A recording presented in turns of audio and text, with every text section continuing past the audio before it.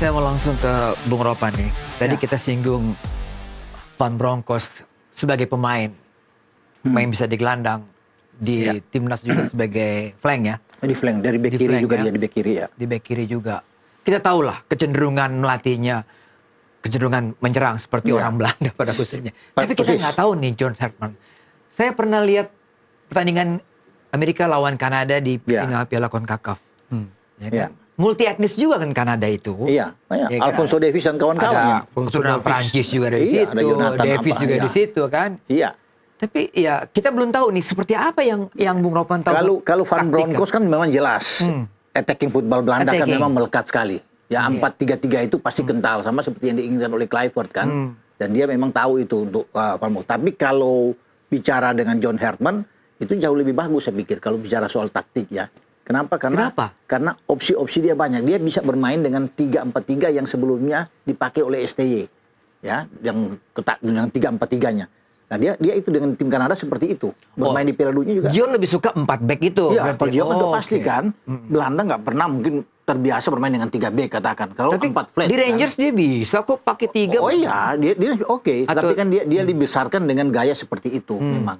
Ya, tetapi ke John Hartman ini bisa 3-4-3.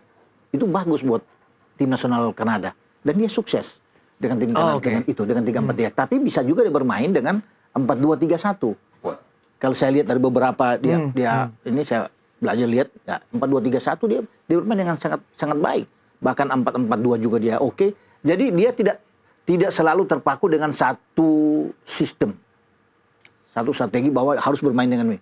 Jadi ada beberapa itu bagus ya kan. Jadi enak nih. Dan dia juga terbiasa karena dia berasal dari junior, pernah menangani tim junior. Jadi kalau bicara generasi ini dia bagus, banyak yang memberikan kesempatan kepada pemain-pemain muda juga untuk bisa berada di tim. Jadi ya, seperti Joy bilang tadi, ini dia main simple football. Ini ya, Boy.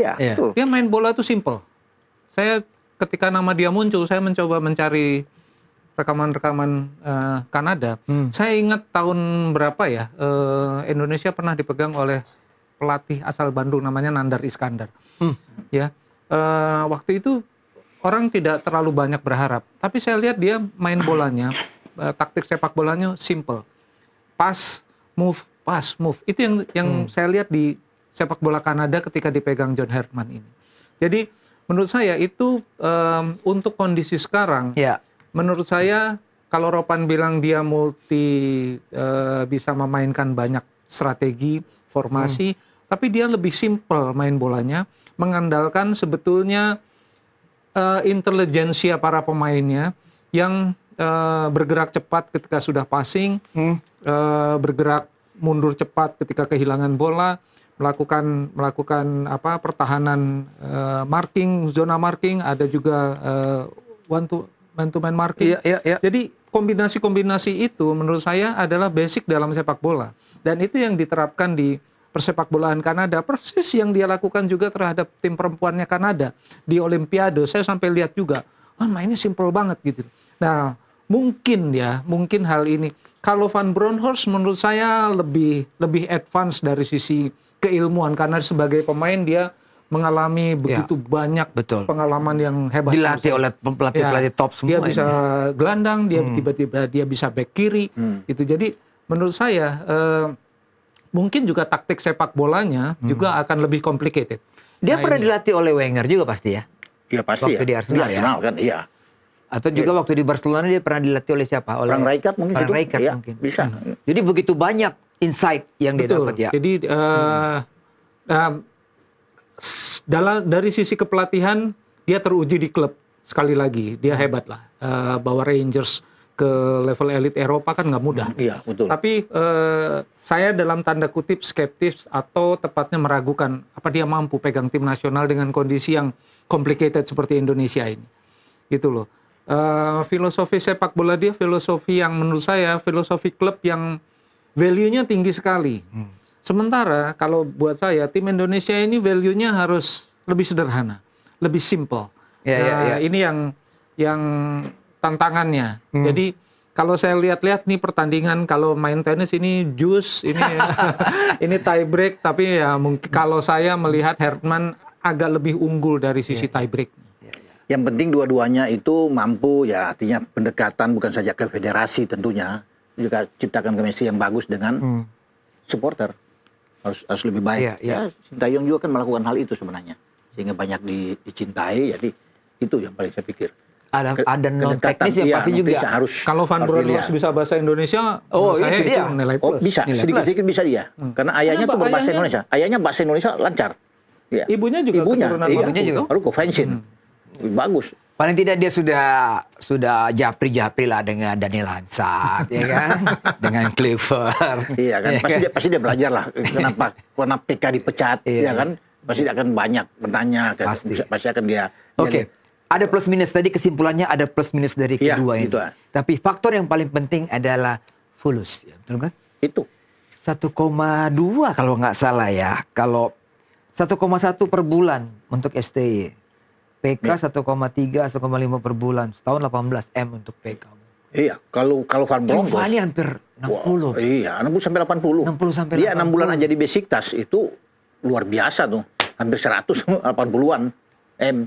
Cuma 6 bulan, Joy. Besiktas klub kaya kan? Kaya. Klub kaya. Klub kaya. Pertanyaannya apakah mampu? Nah, itu harus diukur dengan ini dulu. Kita harus realistis. Faktor terakhir yang dipertimbangkan uang. Uang.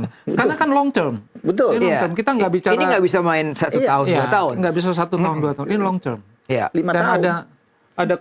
pasti ada klausul kenaikan gaji.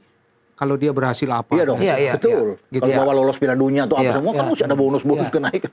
Jadi menurut saya terakhir dari semua yang kita omongin soal teknis, pengalaman, filosofi dan segala macam, faktor terakhir uang. Doku juga. Sanggup nggak? Itu Bung Ropan mesti japri dengan ketum lah itu. Hanya dengan. Tapi masa sih kalau Van Bronckhorst untuk Indonesia nggak mau turun itu. Ya? Pasti dia akan. Tapi seberapa turunnya? Karena anak-anaknya, istri semua lebih suka Van Bronckhorst itu ke Indonesia. Itu dari keluarga yang saya dengar ya, konon kabar-kabarnya itu bahwa anak-anak pingin ayahnya itu pegang tim nasional Indonesia. Pasti dengan harga yang tinggi bisa aja yang dia bilang itu. Masa sih nggak bisa? Itu yang paling penting. Kalau dia bisa ada nego turun, pasti. Buat sebagian darah yang mengalir. Ya gitu. Primordialisme. Tekanan dari ibunya, tekanan dari ayahnya kan bisa saja terjadi, bisa dia turun. Oke, kita tunggu ya. Kita tunggu rapat Exco. Itu yang paling tanya penting. ke Waketum kapan rapat Exco. Belum. Hanya Menpora dan Ketum yang tahu. Waketumnya yang mana nih? Tanyanya itu. Oke.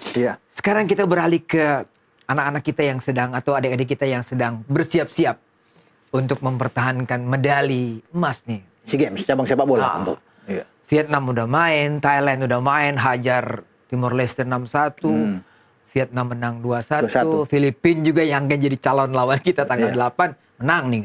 Kita dengar tadi udah 2-0. Yang unggul ya. Bung Ropan melihat tim ini kan tim yang sangat istimewa dengan adanya para pemain-pemain yang berkiprah di luar itu, Bung. Iya, kalau membandingkan dengan 2 tahun lalu ketika kita merebut medali emas di Kamboja, setelah menunggu 32 tahun terakhir 91 di Manila, dengan tim sekarang memang lebih mewah sekarang, kalau menurut saya. Iya. Ya kan? Tetapi 2 tahun lalu kan itu tanpa ada pemain-pemain yang dari luar itu. Pure Marcelino dan kawan-kawan, Rizky Ridho. Jadi memang yang ada di dalam. Tanpa ada pemain-pemain luar loh.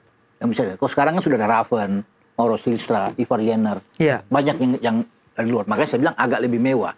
Nah kalau yang kemarin itu hanya pemain-pemain lokal aja dapat medali emas dan mengalahkan Thailand 5-2 di final.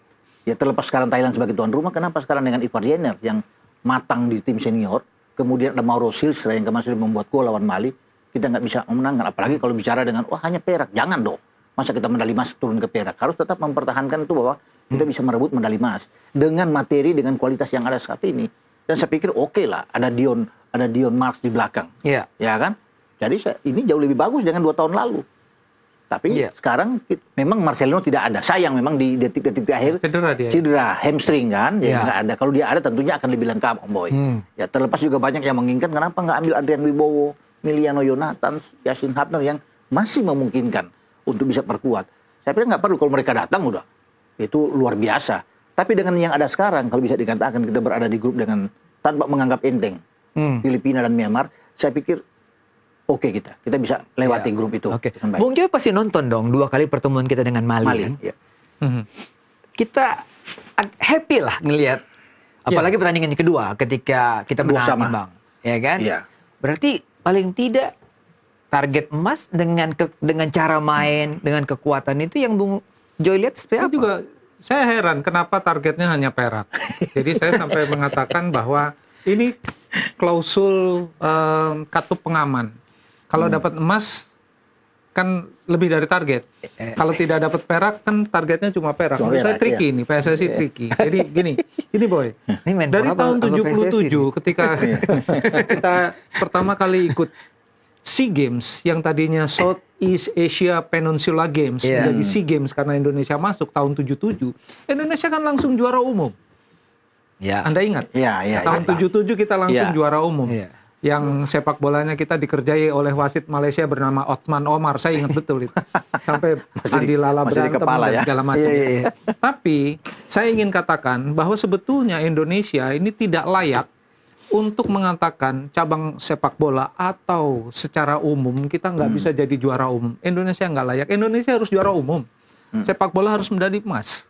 Karena apa? Sejarah kita itu panjang menguasai SEA Games. Dari tahun 77 sampai tahun 97 hanya 2 kali Indonesia gagal menjadi juara umum. Tahun 85 di Bangkok, tahun 95 di Chiang Mai. Karena dikerjai oleh Thailand. Tapi selebihnya Indonesia juara umum. Baru ngedrop tahun 99 di Brunei Darussalam. Kita merosot ke posisi ketiga. Karena apa? Mengelola olahraga di Indonesia menurut saya berantakan. Pada periode 97 sampai sekarang. Gitu loh. Nggak boleh kita berantakan terus. Nah ini yang menurut saya di cabang sepak bola pun seperti Ropan bilang tadi, ini jauh lebih mewah. Ya kan, selain ada Jenner, ada Strike, ada Dion, ada pemain-pemain yang matang di Liga Indonesia. Ada Doni Tripamungkas, ada Kadek Arel, ada Ferrari, Cahya gitu dan semuanya. Ini tim mewah banget menurut saya. Jadi nggak layak kita menargetkan perak. Targetnya harus tetap emas. Gitu loh. Karena apa? Itu adalah target yang paling memungkinkan yang bisa digapai. Jadi dengan segala masalahnya, dengan segala kerumitannya di multi event seperti SEA Games, tetap sebetulnya sepak bola peluang meraih emas itu cukup besar. Agak berbeda dengan tim putri, tapi tim putra menurut saya emas. Iya dong. Kita break lagi Bung Ropan, Bung Joy. Kita kembali setelah pariwara berikutnya.